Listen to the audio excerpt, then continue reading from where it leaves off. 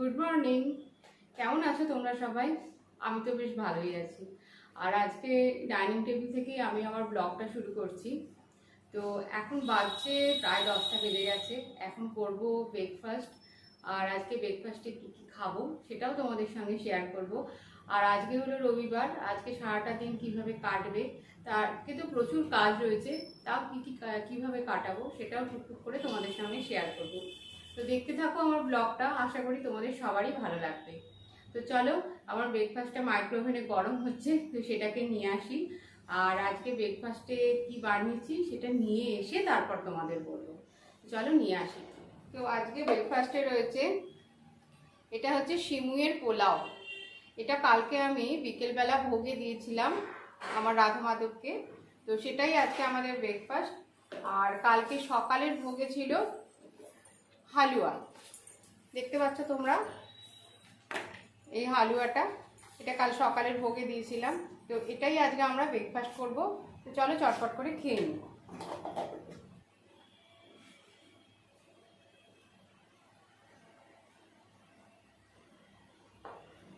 Breakfast করছে, এটা হচ্ছে আমার মেয়ে, রয়েছে আমার হাজব্যান্ড। তো আমরা সবাই মিলেই একসাথে বসে ব্রেকফাস্টটা করে নিচ্ছি। তো তারপরে তোমাদের সঙ্গে কথা বলছি। এখন আমি চলে এসেছি রান্নাঘরে, আর এখন আমি বানাবো হচ্ছে ঠাকুরের ভোগ। তাই জন্য ড্রেসটাও চেঞ্জ করে নিলাম। এটা আমার মানে কাপড়টা পরেই আমি পুজোর সমস্ত জোগাড় টোগাড় করি। আর আজকে চালের ক্ষীর বানিয়ে দেবো। আমাদের ব্রেকফাস্টের পরেই আমরা ঠাকুরের কাজে লাগি, তার কারণ ঠাকুরের পুজোটা করতে অনেকক্ষণ সময় চলে যায়।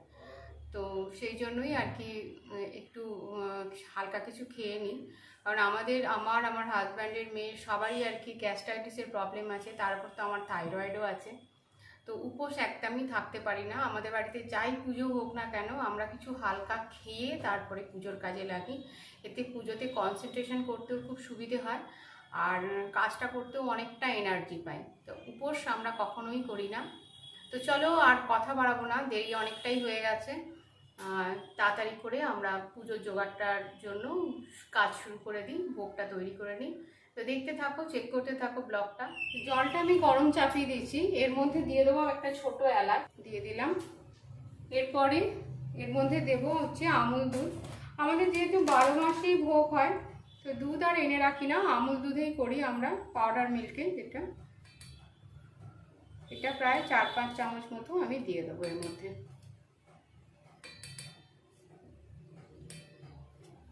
ভালো করে মিশিয়ে দেবো। কিছুই নয়, খুবই সোজা করা। আর আমরা টুকটুক করে এইভাবেই দুবেলা ভোগ বানিয়ে আমাদের ঘরে ঠাকুরকে আমরা দিয়ে থাকি। এর মধ্যে দিয়ে দেবো হচ্ছে চাল, একটা গোবিন্দভোগ চাল। দেখতেই পাচ্ছ চালটা অলমোস্ট সেদ্ধ হয়ে এসছে। তো এই সময়তে আমি এর মধ্যে অ্যাড করে দেবো কিছু কাজু আর কিশমিশ। তো কাজু কিশমিশটা আমি অ্যাড করে দিলাম, দিয়ে এটাকে ফোটাতে থাকবো। আর একটু দুধটা যখন ঘন হবে তখন এর মধ্যে দেবো চিনিটা। এবার এর মধ্যে আমি চিনিটা অ্যাড করব। এটা হয়ে এসছে, আর কিছুই নয়। এবার এটা আমি ঠাকুরকে নিয়ে গিয়ে দিয়ে দেবো। তো চিনিটা আমি প্রায় 6 চামচ মতো দেবো, কারণ ঠাকুরের যেহেতু ভোগ একটু মিষ্টি মিষ্টি হয়।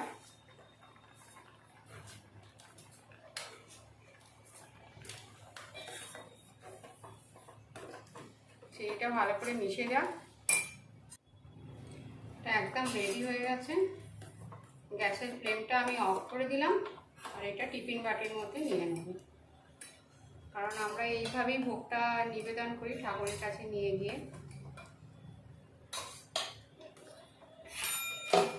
আর এই যে ভোগের বাসনগুলো তোমরা দেখছো, এটা কিন্তু আমার ঠাকুরেরই বাসন।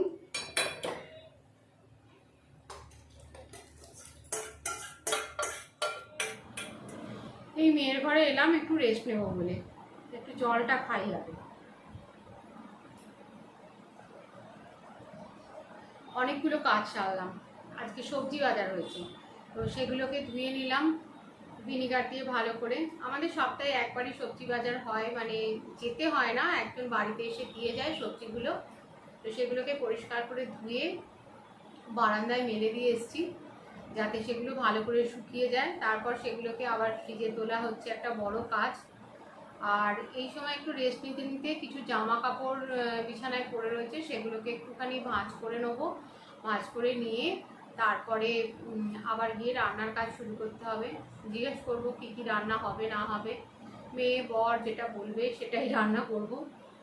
তো তোমরা দেখতে পাচ্ছ আমার সমস্ত সবজিগুলো কি সুন্দর শুকনো হচ্ছে। এটা হচ্ছে আমার ব্যালকনি, আর ব্যালকনিতে সমস্ত সবজিগুলোকে আমি শুকনো করতে দিয়ে দিয়েছি। যা যা সবজি আজকে বাজারে এসছে, আর এগুলো প্রায় শুকিয়েই গেছে, এগুলো প্রায় শুকিয়ে গেছে। এরপরে এগুলোকে সব প্যাক করে ফ্রিজে তুলে নেবো। ভাতটা আমি চাপিয়ে দিয়েছি, আর এখানে ফুলকপির তরকারি হবে। তো ফুলকপিটা আমি একটু গরম জলে ভিজিয়ে রেখেছি। আর বাইরে হচ্ছে প্রচন্ড বৃষ্টি, চলো তোমাদেরকে দেখাই। এই দেখো আমার জানলার পেছন দিকেই রয়েছে একটা পুকুর, এটা আমার বাড়ির পিছনে। তো এই পুকুরে প্রচণ্ড রেটে বৃষ্টি হচ্ছে, দেখতেই পাচ্ছ, খুব সুন্দর লাগছে, আর বেশ ঠান্ডা ঠান্ডা হাওয়াও দিচ্ছে।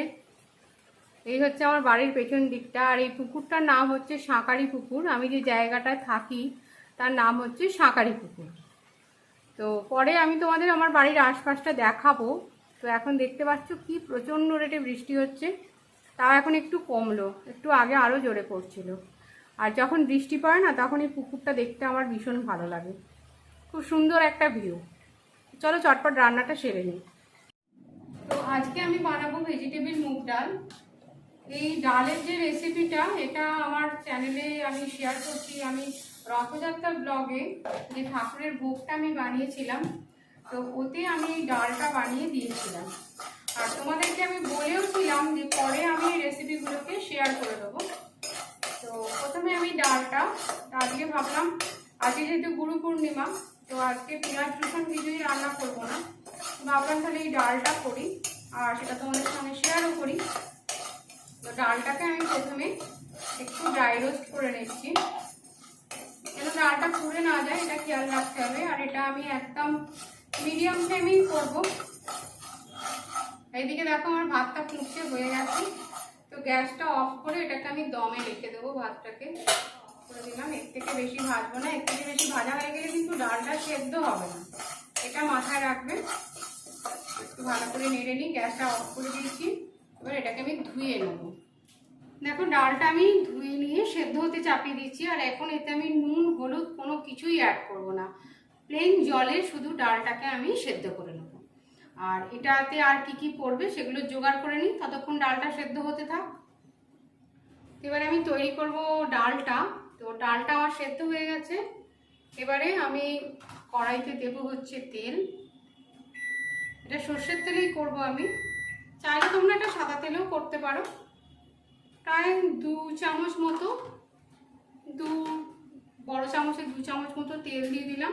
সবজিগুলোর মধ্যে রয়েছে দেখো বরবটি রয়েছে, গাজর রয়েছে, ক্যাপসিকাম রয়েছে, পনির রয়েছে, কাজু কিশমিশ রয়েছে, দেখতে পাচ্ছ তোমরা। আবার বলি, বরবটি, গাজর, ক্যাপসিকাম, পনির, কাজু কিশমিশ, আর একটু সামান্য আদা কুচো। এর সঙ্গে আমি কাঁচা লঙ্কা দেবো আর শুকনো লঙ্কা ফোড়ন দেবো, তোমরা দেখতে থাকো, আমি বলছি। তেলের মধ্যে দিলাম গোটা জিরে, একটু সামান্য, খুব সামান্য পরিমাণ হলুদ সর্ষে,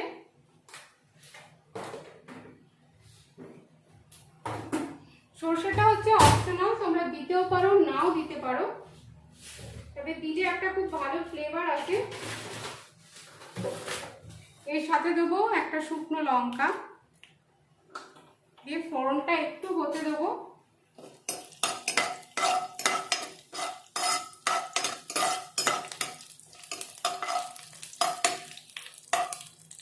যেহেতু এটা নিরামিষ ডাল, তাই এতে দেবো একটু হিং। আর এর সঙ্গে তোমরা গোটা গরম মশলা দিতে পারো, আমি গোটা গরম মশলাটা দিচ্ছি না, কারণ আমি গুঁড়ো গরম মশলা দেবো, যেটা আমার বাড়িতেই তৈরি করা, যার ফ্লেভারটা ভীষণ স্ট্রং। ওপর থেকে দিলেই চলে, গোটা দেওয়ার কোনো দরকারই পড়ে না। তোমরা চাইলে আমার চ্যানেলে গিয়ে গরম মশলার রেসিপিটা চেক করতে পারো। আমি কোনো মশলাই বাইরে থেকে কিনে খাই না, ঘরেই বানাই। এবার এই সমস্ত উপকরণগুলো ঢেলে দেবো।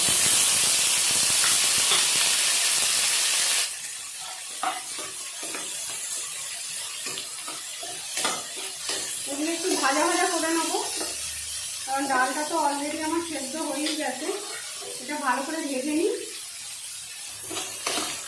তোমরা চাইলে এতে টমেটোও দিতে পারো, বাট আমি টমেটোটা দেবো না, আমি তার বদলে ইউজ করবো লেবুর রস। এটাতে খুব ভালো একটা টেস্ট আছে। আমি দিয়ে দিচ্ছি হলুদ গুঁড়ো,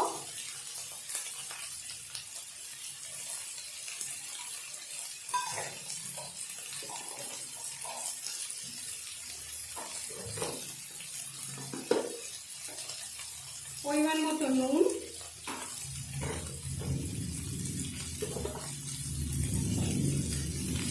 আর হচ্ছে চিনি। এটা একটু মিষ্টি মিষ্টি খেতে হয়। একটু চিনিটা প্রায় 2 চামচের মতো চিনি দিলাম।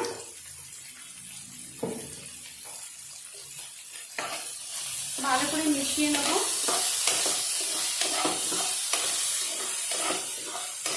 ব্যাস, আর কিছুই নয়। সবজিগুলো একটু ক্রাঞ্চি থাকবে, কারণ একদম যদি গলে যায় সবজিগুলো তাহলে কিন্তু খেতে একেবারেই ভালো লাগবে না। একটু হালকা ক্রাঞ্চি রেখে, তারপর একটু হালকা ক্রাঞ্চি ক্রাঞ্চি থাকবে সমস্ত সবজিগুলো দিয়ে এরপরে আমি ডালটাকে ঢেলে দেবো।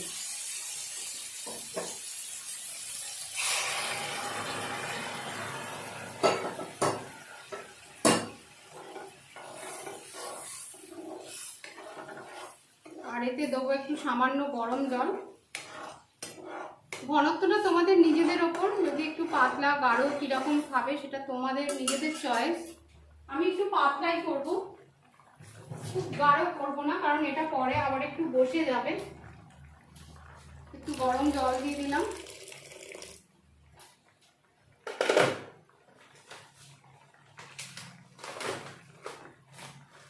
এবারে এর ওপর থেকে দিচ্ছি আমি একটু কসুরি মেথি।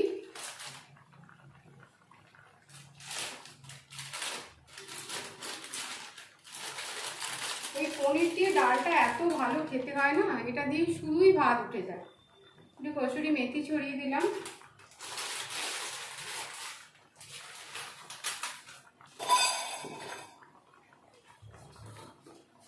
আর দিচ্ছি গরম মশলার গুঁড়ো। তোমরা চাইলে এর ওপর থেকে একটু ঘিও দিতে পারো, আমি ঘিটা দেবো না, অ্যাভয়েডই করি, ঘিটা খুব একটা বিশেষ দিই না। হ্যাঁ, অবশ্য ঠাকুরের জন্য যখন করি তখন ঘিটা দিই, কিন্তু নিজেরা যেহেতু ঘরে খাবো তো ওই জন্য ঘিটা আর দিচ্ছি না। এটা হয়ে গেছে।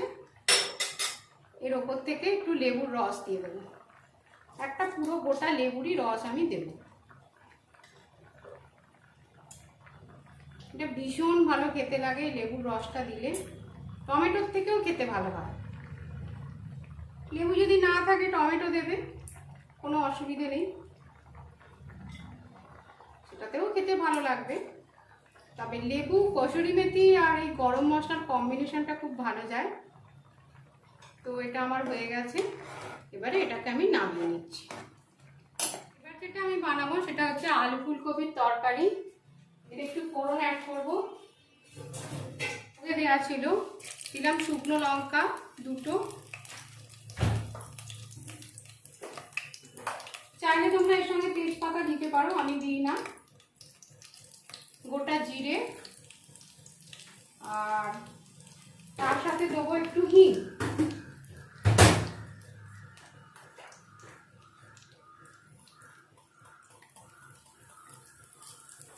তো হিং অ্যাড করে দিলাম।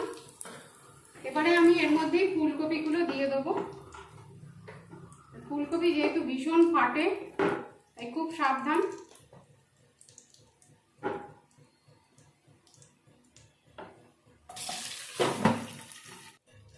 মশলার জন্য নিয়েছি দেখো একটা টমেটো, 1.5 ইঞ্চি মতো আদা, আর 1 চামচ মতো, একটা বড় চামচের 1 চামচ চার মগজ, আর একটুখানি অল্প 2টো মতো কাজু, আর হচ্ছে পরিমাণ মতো কাঁচা লঙ্কা। আর এর সঙ্গে আমি অ্যাড করব দই।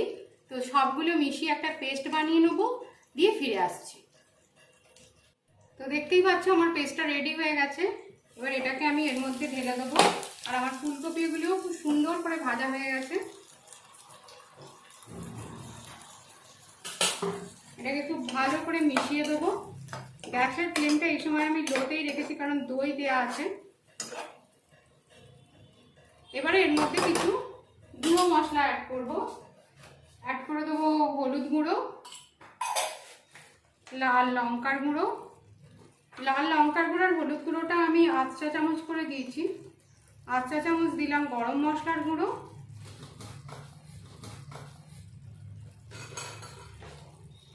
আর ধনে আর জিরে গুঁড়ো মিলিয়ে দিলাম 1 চা চামচ ভর্তি করে।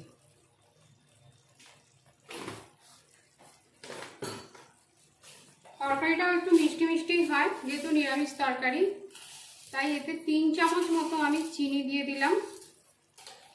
আর দিয়ে দেবো পরিমাণ মতো নুন।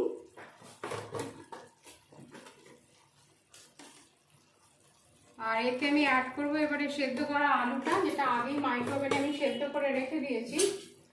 আমি আলুটা সাধারণত মাইক্রোওভেনে সেদ্ধ করি। আর এটাকে মশলার সঙ্গে খুব ভালো করে কষাবো, তাতে মশলা থেকে তেলটা ছেড়ে যাবে, আর এদিকে আমার কপিটাও সফট হয়ে যাবে, কারণ আলুটা তো অলরেডি সেদ্ধ করা। এটাকে ঢাকা দিয়ে আমি কষতে দিয়ে দিই। ততক্ষণে আমার আরেকটা পদও বাকি রয়েছে, একটুখানি আরেকটা ভাজা বানাবো। তো সেটা আমি পাশে গ্যাসেতে বসিয়ে দিই। দেখো কি সুন্দর কালারটা এসেছে, খুব ভালো খেতে লাগে এটা। আমি এখন কাঁকরোল আলু ভাজা, এটার জন্য গ্যাসের ওভেনে এটা বসিয়ে দিলাম। গ্যাসটা অন করে দিচ্ছি, একটু জাস্ট তেল দিয়ে দিলাম। কিছুই নয়, শুধু জাস্ট তেলটা গরম করে একটু 5 ফোড়ন দিয়ে কাঁকরোল আলু আর কাঁচা লঙ্কাটা ভাজতে বসিয়ে দেবো ঢাকা দিয়ে। খুব কম টাইমেই হয়ে যায় এই ভাজিটা, খেতেও ভালো লাগে ভাতের সামনে পাতে।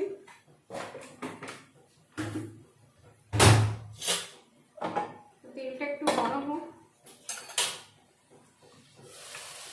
এদিকে মশলাটাও দেখো খুব সুন্দরভাবে কষা হয়ে গেছে, দেখতে পাচ্ছ তোমরা, খুব সুন্দরভাবে মশলাটা কষা হয়ে গেছে। কপিটাও আমার বেশ সফট হয়ে গেছে। এবারে আমি এর মধ্যে সেদ্ধ আলুটা অ্যাড করে দেবো। দিয়ে দিলাম সেদ্ধ আলু।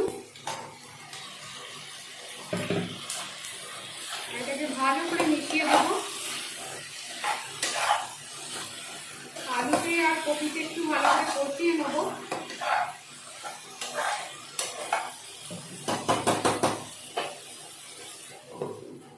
ঢাকা দিয়ে কষতে দিচ্ছি। এদিকে তেলটা গরম, ছোট ছোট করে কেটে রাখা কাঁকরোল আর আলুটা আমি ভাজতে দিয়ে দিচ্ছি।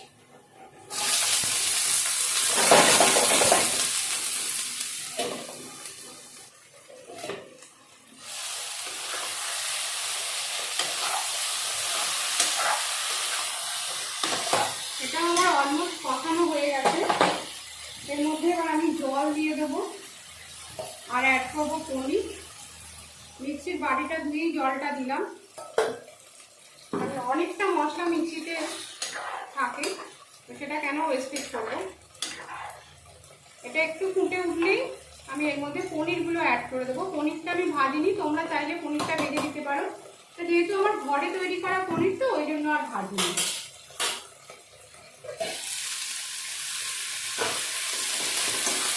এখানে এটাও ভাজা হচ্ছে। এর মধ্যে আমি নুন আর হলুদটা অ্যাড করে দিচ্ছি।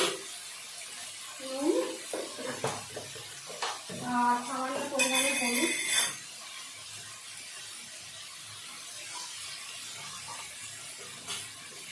জাস্ট মিশিয়ে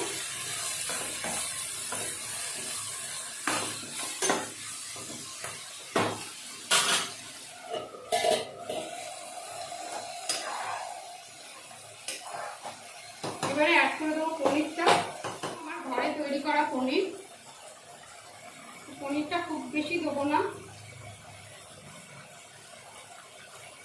বাকিটাতে আবার আমি জল দিয়ে ফ্রিজে রেখে দেবো। একবারে এতে আমি একটু কচুরি মেখে আর গরম মশলাটা অ্যাডই করে দিই। Almost done.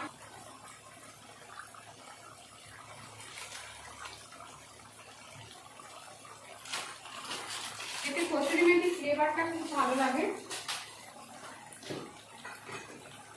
চাইলে তোমরা এটাতে ঘি দিতে পারো, বাট আমি ঘিটা দিচ্ছি না।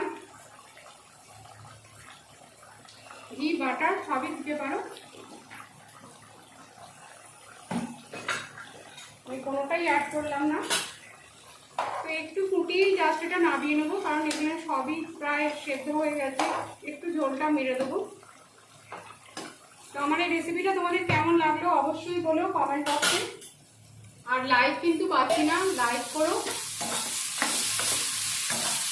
দেখো এদিকে আমার আলু ভাজাটাও হয়ে গেল। তো চলো ফটাফট লাঞ্চ করে নিই। তো আজকে পুরো লাঞ্চে কি কি বানালাম সবই তোমাদের সাথে শেয়ার করলাম। তো লাঞ্চটা রেডি করি।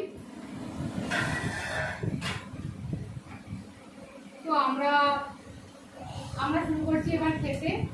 সবাই মিলেই বসে পড়েছি। তো খেয়ে নিই, দিয়ে তারপরে আবার তোমাদের সঙ্গে কথা বলছি। চলে এলাম বেডরুমে। তো এবারে শুয়ে পড়বো। এখন প্রায় 12টা বাজতে যায়। তো আজকে সারাটা দিন তোমাদের সঙ্গে কাটালাম, কিন্তু বিকালের দিক থেকে না খুব মুডটা অফ হয়ে গিয়েছিলো, কারণ বৃষ্টি পড়ছিল, কোথাও বেরোনো গেল না। তো কি আর করি, পুচকুটা ছিল তাই পুচকুটার সঙ্গে খেলছিলাম। ও তো খুব দুষ্টু, ওকে না একটু অ্যাটেনশান দিলেই ও কিন্তু ভীষণ ওর অভিমান হয়ে যায়। তাই ওকে নিয়ে সারাটা সন্ধে কাটালাম আমি, বর আর মেয়ে মিলে। তাই করি আমরা সাধারণত সন্ধেবেলা সব কাজ সেরে নিয়ে ওকে রাখি, কারণ তখন আর কেউ বাড়িতে আসে না। আর দিনের বেলা তো ওকে সবসময় ছাড়া যায় না, কারণ ও কামড়ে দেয়। আমাদের বাড়ির মেম্বার ছাড়াও কাউকেই অ্যালাউ করে না। ও হচ্ছে পিটবুল ব্রিড। তো এইসব করেই আজকে সারাটা দিন কেটে গেল। আর আজকে যে রেসিপিগুলো বানিয়েছিলাম খুব সুন্দর খেতে হয়েছিল, তোমরাও বাড়িতে ট্রাই করো, ভীষণ ভালো লাগবে। দেখো পিওর ভেজ রেসিপি। আর আমাকে জানিও অবশ্যই কেমন লাগলো তোমাদের, কমেন্ট করতে ভুলো না। আর ব্লগটা ভালো লাগলে অবশ্যই একটা লাইক দিও, এটাতে খুব ভালো লাগে, আরও নতুন নতুন ভিডিও বানাতে ইচ্ছা করে। তো আজকে আমি এখানেই এন্ড করছি। তো গুড নাইট, গুড বাই। নতুন ব্লগে আবার তোমাদের সঙ্গে দেখা হচ্ছে।